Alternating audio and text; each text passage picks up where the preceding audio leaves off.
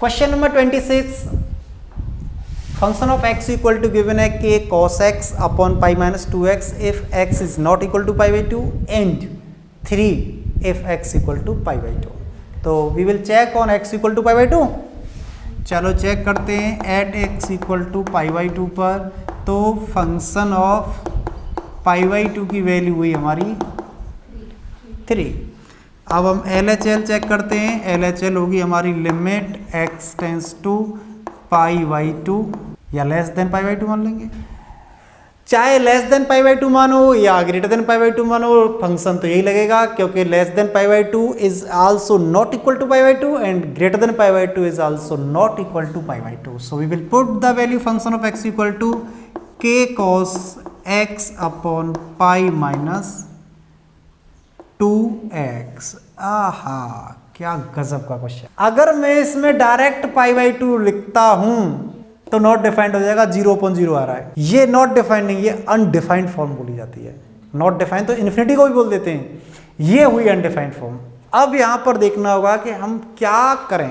h वाले से होगा तो चलो h वाले की तरफ जाते हैं। लिमिट h टेंस टू 0 तो क्या हो जाएगा, क्या लिखा जाएगा, पाई बाई 2 माइनस h।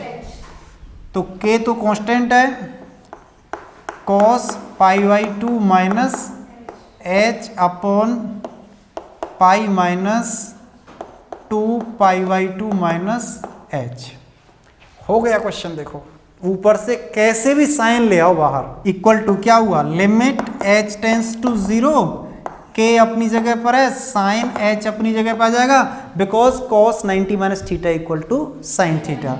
और देखो ये 2 का मल्टीप्लाई होगा तो पाई माइनस पाई हो जाएगा, और इस माइनस का जब हम मल्टीप्लाई करेंगे तो प्लस हो जाएगा। इधर 2 का मल्टीप्लाई हुआ तो 2h। बहुत बड़ी गलती होती है कि इस h के साथ 2 को छोड़ जाते हैं, तो ये पाई से पाई कैंसिल हो गया। अभी एक स्टेप और चलेंगे। Limit h tends to 0 k upon 2 sine h upon h, और क्यों, because k upon 2 is constant, तो इसे बाहर ले लेंगे। क्वेश्चन हो जाएगा हमारा h tends to 0 sine h upon h। ये तो आपने बहुत अच्छी तरह पढ़ रखा है। ये होता है आपका 1, तो आपका आ गया k बाई 2। ये कह रहा है कि function is continuous, so find the value of k। When function is continuous then we will put the value LHL equal to function of जो भी है पाई बाई 2 या कुछ भी। क्यों RHL क्यों लिख देंगे, फंक्शन ऑफ पाई बाई 2 के बराबर नहीं लिख दें, फंक्शन ऑफ x। तो if f is continuous then function of pi by 2 equal to LHL, तो ये 3 equal to k by 2, that implies k equal to। ये क्वेश्चंस आपने लिमिट वाले 11th क्लास में पढ़े होंगे, वहां से आपको थोड़ा सा माइंड चलाना पड़ेगा। समझ में आ गया। kx स्क्वायर और 3 ये है आपका if x is not equal to 2, और इफ क्वेश्चन गिवन है हमें function of x equal to kx square and 3 है, वैल्यू दे रखी है। If x is less than equal to 2 है तो आपको kx स्क्वायर यूज करना है, और x इज ग्रेटर देन 2 है तो आपको 3 यूज करना है। तो देखो at x equal to 2, question को पढ़ो पहले। उसने दे रखा है कि एट x इक्वल टू 2 पर कंटिन्यूअस है, तो ये x इक्वल टू 2 है, तो सबसे पहले तो हम फंक्शन ऑफ 2 की वैल्यू निकाल लें। ओहो, फंक्शन ऑफ 2 की वैल्यू क्या आएगी, k इंटू 2 स्क्वायर, क्योंकि इक्वल टू पे फंक्शन ये है और x को 2 से कर लिया, तो यहाँ पे चलो ऐसे लिख लो at x equal to 2 function of x equal to kx square है।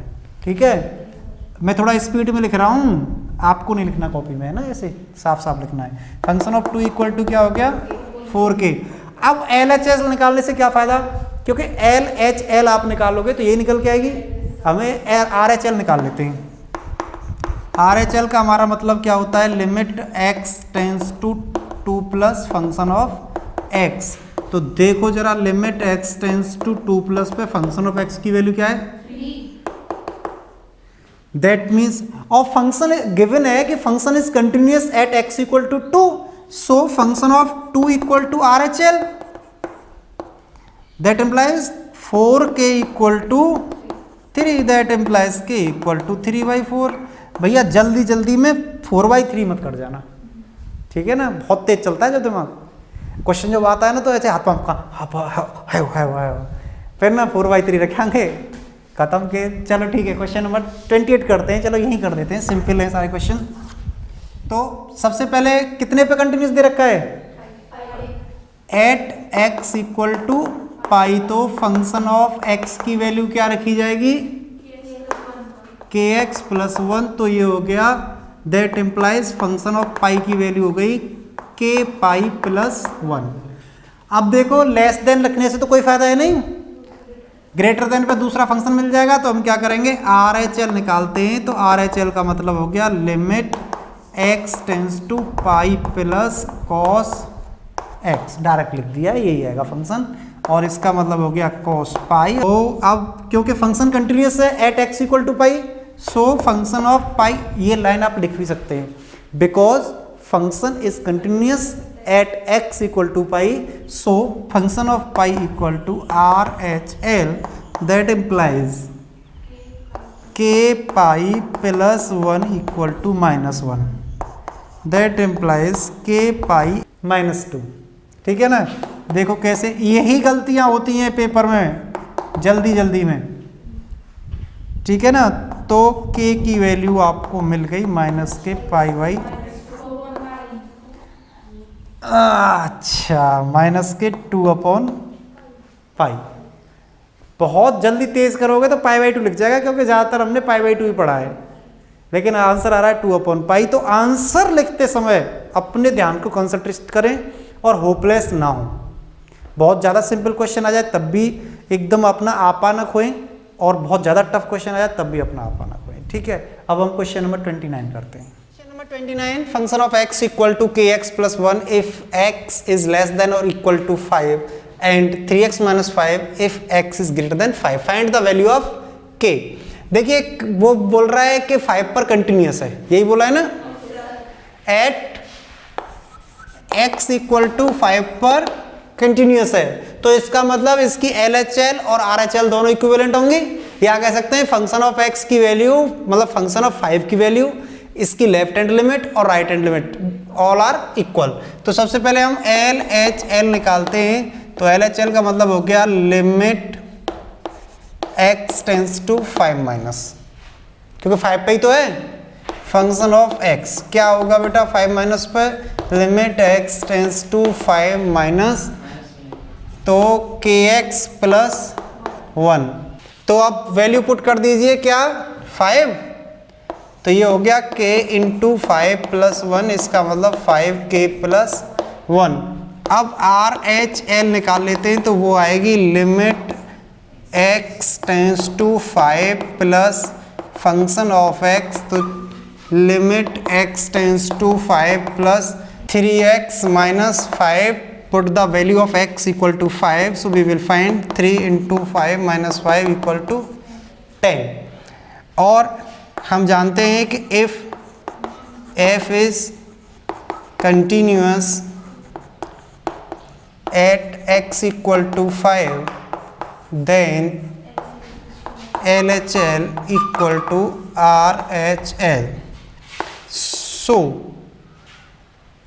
5k plus 1 equal to 10, that implies 5k equal to 9, that implies k equal to 9/5। ये वैल्यू हो गई k की। देखिए बोल रहे हैं कि at x equal to 2 and x equal to 10 the given function is continuous and find the value of a and b। when we have two variable we should have two equation to solve it। अगर हमारे पास दो variable हैं a और b, तो हमें दो ही equation चाहिए तभी ये सॉल्व हो सकते हैं। तो सीधी सी बात है, सबसे पहले x इक्वल टू 2 पर हम निकालते हैं LHL, तो क्या आएगा limit x tends to 2 minus function of x, 2 minus less than 2 पर जरा बताना फंक्शन की वैल्यू है 5, तो इसका मतलब 5 ही हो गया। अब इसकी निकालते हैं हम RHL, तो ये होगी limit x tends to 2 plus function of x तो limit x tends to 2 plus function of x क्या हुआ ax प्लस b, तो ये हो गया 2a plus b। If f is continuous at x equal to 2, then LHL equal to RHL, so 2a plus b equal to, ये एक equation बन गई हमारी। अब at x equal to 10 LHL निकालेंगे तो क्या आएगा, limit x tends to 10 minus function of x less than 10 पर फंक्शन ऑफ x की वैल्यू ax प्लस b है, रखेंगे तो ये 10a प्लस b आ जाएगी। RHL निकालेंगे तो limit x tends to 10 plus function of x, तो limit x tends to 10 plus function of x की वैल्यू कितनी है 21, तो ये आ गया 21। यहाँ लिख देंगे if f is continuous at x equal to 10, then LHL equal to RHL, तो LHL कितनी हमारी 10a plus b equal to 21। बेटा दो इक्वेशन हो गई, आराम से सॉल्व कर लोगे। 8th स्टैंडर्ड का क्वेश्चन बन गया, a और b की वैल्यू निकालनी है। यहीं पर फर्स्ट इक्वेशन को और लिख लूँ, 2a plus b equal to 5 है, ये फर्स्ट इक्वेशन थी। बेटा सब्ट्रैक्ट कर दो, कैंसिल हो जाएंगे b से भी, 10 में से 2 माइनस होगा तो 8a बचेगा और ये बचेगा 16। That implies a equal to कितना आ गया 2। अब बहुत सिंपल सी बात है, put the value of 2 in any equation, first or second, तो put a equal to 2 in first ही रख दो, ठीक है। तो क्या हो जाएगा 2 into 2 plus b equal to 5, तो 4 प्लस b इक्वल टू 5, तो b इक्वल टू 1। कैसे हुआ ये तो पता होगा, b इक्वल टू 5 माइनस 4, तो a equal to 2 and b equal to 1, ये हमारा आंसर हो गया। क्वेश्चन नंबर 31 में पूछा है function of x equal to cos x square continuous है। तो देखो the given function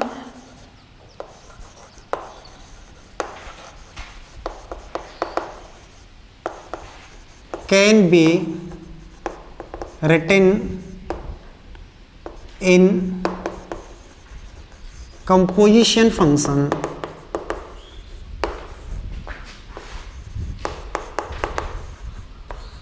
h f equal to GOH।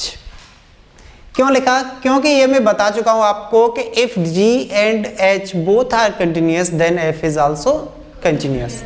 तो वेयर G मतलब x का फंक्शन है, gx equal to cos x and hx equal to x square. Question number 31 में पूछा है function of x equal to cos x square continuous है। तो देखो the given function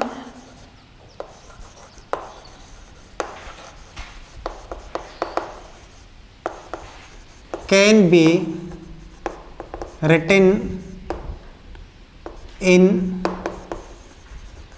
composition function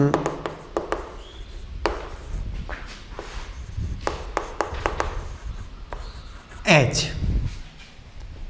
f equal to GOH। क्यों लिखा, क्योंकि ये मैं बता चुका हूं आपको कि if G and H both are continuous then F is also continuous. तो वेयर G मतलब x का फंक्शन है, gx equal to cos x and hx equal to x square. एक ही क्वेश्चन में दो क्वेश्चन बन गए, हमें cos x को भी कंटिन्यूअस प्रूव करना है और x स्क्वायर को भी कंटिन्यूअस प्रूव करना है। let C be any real number, put x equal to C plus h. If x tends to C, then h tends to 0. ठीक है, अब देखो बेटा, अब हम क्या करेंगे, limit x tends to c cos x, तो ऐसे कर लेंगे हम, limit h tends to 0 cos c plus h. ऐसे ही हम sin x को कर देंगे प्रूफ, ऐसे ही cos x को, ऐसे ही tan x को तो फिर हम कैसे करेंगे, sin x अपन cos x से. हमें दो क्वेश्चन आने चाहिए, एक तो sin x को कंटिन्यूस निकालना और एक cos x को. sin x को कंटिन्यूस आपके एग्जांपल नंबर 17 में निकाला है, 17वें एग्जांपल में sin x को कंटिन्यूस प्रूव किया है और cos x को मैं यहाँ कर रहा हूँ. तो देखो क्या होगा, लिमिट h टेंस टू 0, इसमें a प्लस बी वाला फॉर्मूला लगा दीजिए, तो cos a cos b मतलब cos c प्लस cos है, cos a cos b minus sin a sin b होता है, तो माइनस a की जगह पर यहाँ एस सी है और b की जगह पर यहाँ h है. वैल्यू पुट कर दो, cos c cos 0 minus sin c और sin 0. देखो बेटा cos c अपनी जगह बचेगा क्योंकि cos 0 की वैल्यू 1 होती है, लेकिन sin 0 की वैल्यू 0 होती है और 0 का किसी में मल्टीपल करेंगे तो 0 हो जाएगा. तो क्या आया, cos c. तो इसका मतलब हम कह सकते हैं ये कंडीशन हमारी फुलफिल हो रही है, कौन सी वाली, कि limit x tends to c gx equal to x equal to gc. So gx मतलब cos x, gx की वैल्यू क्या है आपकी, cos x equal to cos x लिख लो, is continuous at any real number. Example number 17, और ये question बहुत ही इंपॉर्टेंट है, जरूर मिलेगा आपको एक क्वेश्चन बोर्ड एग्जाम में. ठीक है, तो हमने g को तो प्रूव कर दिया, अब h को और प्रूव करना है. तो h के लिए हम क्या करेंगे, h के लिए हम क्या करते हैं, let k be any real number. तो एच एक्स इक्वल टू क्या है हमारा, एक्स स्क्वायर, तो एच के इक्वल टू क्या हो गया, के स्क्वायर. अब हमें क्या करना है, limit x tends to k, function of, function की जगह पे क्या है h, h x equal to क्या हो जाएगा, limit x tends to k x square equal to k square. तो इसका मतलब हो गया, so h x is continuous at any real number. तो इसका मतलब composition function, so f x is, चलो एक लाइन और लिख दो, so f x equal to ji O H means cos x square. आपको ये चीज मैंने बताया था ना, क्वेश्चन की फॉर्मूला नहीं पड़ेगी, cos x square is continuous. हो गया. अब बेटा यहां पर एक चीज और देखिए कि आप ये सोच रहे होंगे कि ये जी एक्स क्यों माना और एच एक्स क्यों माना. अगर आपने चैप्टर 1 को पढ़ा है ढंग से तो बहुत जल्दी समझ में आ जाएंगे, और अगर नहीं पढ़ा है तो मैं आपको यहीं पे बता दे रहा हूं. देखिए जी ओ एच का मतलब है जी एच एक्स. तो देखो जी अपनी जगह पर है, एच एक्स की वैल्यू क्या है आपकी, एक्स स्क्वायर. अब जी में जहां भी एक्स आ रहा है, जी में जहां भी एक्स आ रहा है वहां आप क्या पुट करेंगे, एक्स स्क्वायर. तो देखो क्या हो गया, कॉस एक्स स्क्वायर. तो इसलिए हम इसे इस तरह लिख सकते हैं. क्वेश्चन नंबर 32 को करते हैं. 32 में एक चीज ध्यान रखना, कॉस एक्स को फिर पूछेंगे वो, तो cos x वाले पार्ट को मैं नहीं करूंगा, आप यहां देख लीजिए, वहां यही लिखूंगा कि क्वेश्चन नंबर 31 से आप देखिएगा. तो बेटा ये क्वेश्चन आप कर चुके हो, जैसे cos x को आपने कंटिन्यूस किया था ऐसे ही sin x को कंटिन्यूस प्रूव कर देंगे। और मॉड्यूलस x का मैंने आपको एग्जाम्पल नंबर 7 बता ही दिया है, तो आप आराम से समझ लेंगे और बहुत सारे क्वेश्चन हम उसके कर चुके हैं। तो देखो सबसे पहले function of x can be written as fx equal to GOH, composition form में लिखा जा सकता है, where gx equal to sin x and hx equal to modulus x। ठीक, अब बेटा हमें प्रूव करना है सबसे पहले sin x कंटिन्यूस है कि नहीं। तो देखो sin x के लिए एग्जांपल नंबर कितना है, 17 है। और बेटा एक आपको मॉड्यूलस x को कंटिन्यूस प्रूव करना है, ये एग्जांपल आपका 7 है। इसलिए लिख रहा हूं क्योंकि इस तरह के कई क्वेश्चंस मैं आपको करा चुका हूं, समझ में आ जाएंगे आराम से। क्वेश्चन नंबर 31 को देख लीजिए, cos x को कंटिन्यूस प्रूव किया था, तो cos x का फॉर्मूला था cos a cos b minus sin a sin b, इसका फॉर्मूला हो जाएगा sin a cos b plus cos a sin b, तो sin c निकल के आएगा। बिल्कुल सेम है, आप एग्जाम्पल से देख सकते हैं आराम से, और क्वेश्चन नंबर 31 की भी हेल्प ले सकते हैं। और बेटा जब ये gx and hx both are continuous, then GOH also continuous, so function of x is continuous। ये लाइन और लिखनी है। ये दो क्वेश्चन हो गए आपके लिए, एक ये आपको कंटिन्यूस प्रूव करना है, एक ये आपको कंटिन्यूस प्रूव करना है। ये एग्जांपल नंबर 17 है और ये एग्जांपल नंबर 7 है। आराम से देख सकते हैं, बहुत सारे क्वेश्चंस इस बेस पे किए हैं। और 34 क्वेश्चन को अब हम करते हैं। Function of x equal to modulus x minus modulus x plus 1। हम क्या करेंगे, इस फंक्शन को दो फंक्शन में ब्रेक कर लेंगे, gx equal to modulus x जो एग्जांपल नंबर 7 है, बस उसमें f की जगह पर आपको g रखना है, and hx equal to modulus x plus 1।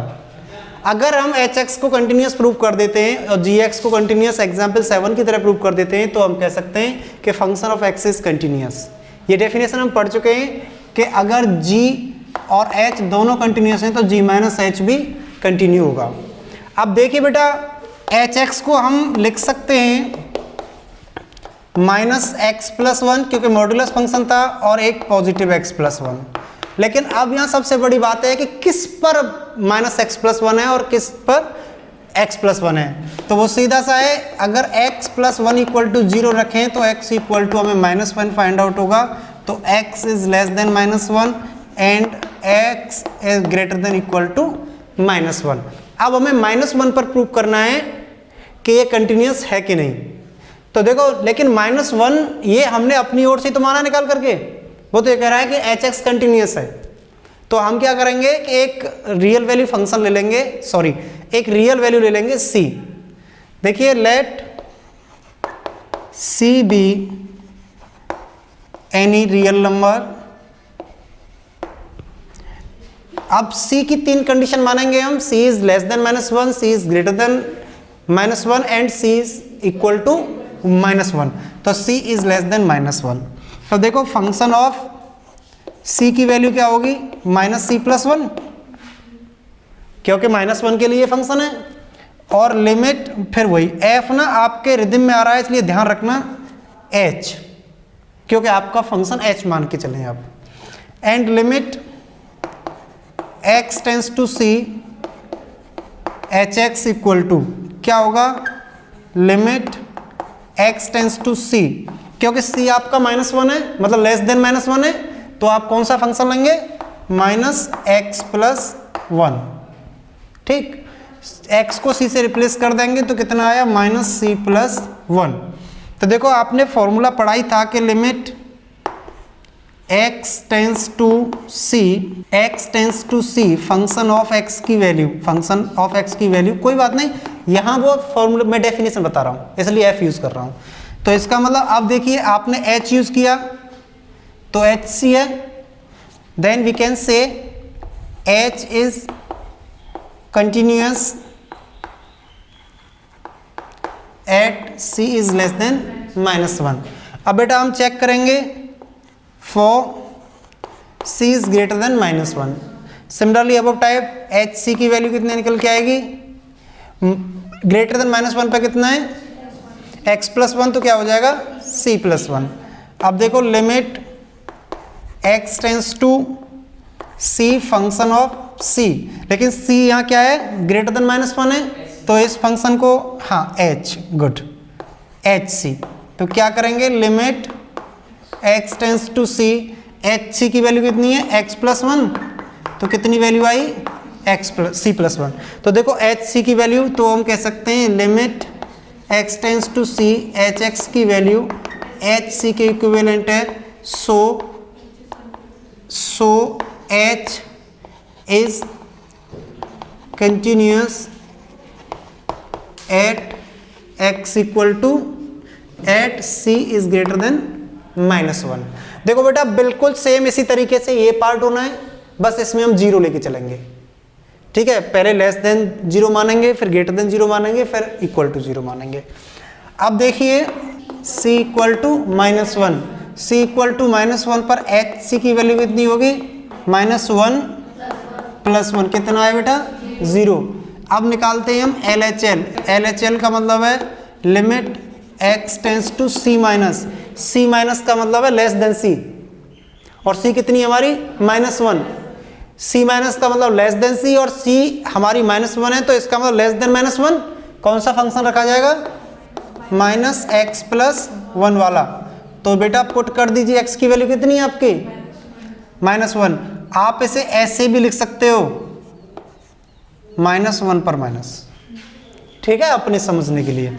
तो इक्वल टू कितना हो जाएगा -1 + 1 0, क्योंकि -0 हो या 0 हो तो 0 ही होता है। अब RHL निकालेंगे, RHL निकालेंगे तो फिर वही limit x tends to -1 plus मतलब ग्रेटर देन -1 और फंक्शन की जगह पे h है, तो कितना आया limit x tends to -1 plus और hx की वैल्यू आपकी अब आएगी x + 1, तो कितना आएगा -1 + 1 = 0। तो देखो यहाँ पर क्या हुआ, function of -1 = LHL = RHL, so H is continuous at x = -1, so HX is continuous at every point, है ना, at any real number, ये मान के चलो। और ये हम एग्जाम्पल 7 से कर चुके हैं। और fx = हमारा क्या है gx प्लस कोई बात नहीं माइनस, तो हम कह देंगे।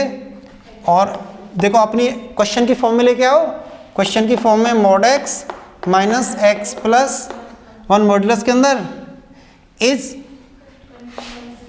is continuous, hence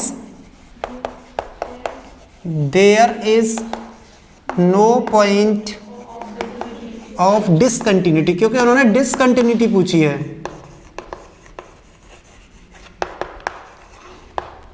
आंसर हो गया। इस तरह से आपकी एक्सरसाइज 5.1 कंप्लीट हुई। अब हम शुरू करते हैं 5.2। आप उसका इंट्रोडक्शन देखिए पहले, फिर उसके बाद आप एक्सरसाइज को देखिए। हम पर डे आपके लिए एक एक्सरसाइज अपलोड करते हैं, इसलिए आप देखते रहिएगा।